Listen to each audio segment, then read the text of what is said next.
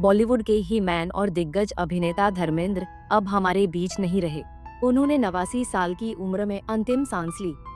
धर्मेंद्र ने करीब 300 से ज्यादा फिल्मों में काम किया। रिपोर्ट्स की माने तो धर्मेंद्र अपने पीछे करीब 450 करोड़ रुपए की संपत्ति छोड़ गए हैं।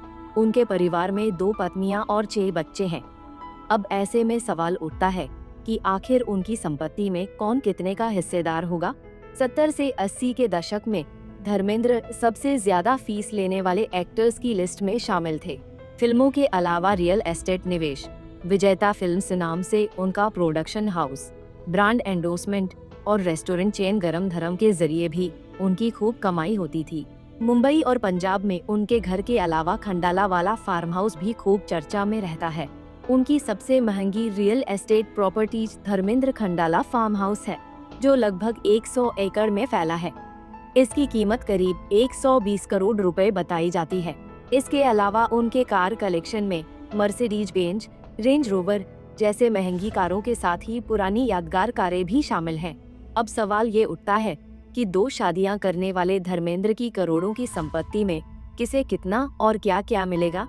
क्या दूसरी पत्नी हेमा मालिनी को धर्मेंद्र की प्रॉपर्टी और पेंशन में हिस्सा मिलेगा या नहीं? बता दें कि कानूनन हेमा मालिनी को धर्मेंद्र की प्रॉपर्टी और पेंशन में हिस्सा नहीं मिलेगा। धर्मेंद्र ने पहली पत्नी प्रकाश कौर से तलाक लिए बिना हेमा मालिनी से शादी की थी। हिंदू मैरिज एक्ट के तहत पहली पत्नी के होते हुए हेमा मालिनी और धर्मेंद्र की शादी वैध नहीं मानी जाएगी। इसलिए हेमा मालिनी को धर्मेंद्र की प्रॉपर्टी में कोई हिस्सा नहीं मिलेगा और न ही पेंशन में अधिकार मिलेगा।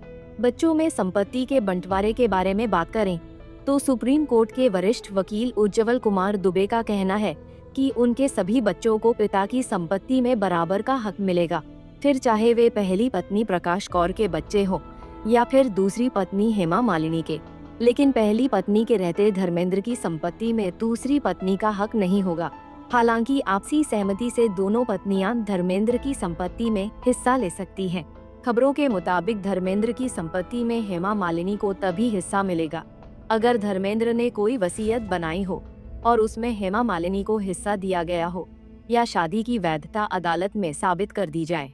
बता दें, खबरें आई थी कि धर्मेंद्र ने धर्म बदलकर हेमा मालिनी से शादी की थी, लेकिन हेमा मालिनी से शादी के बाद भी धर्मेंद्र पहली बीवी प्रकाश कौर के साथ ही रहते थे।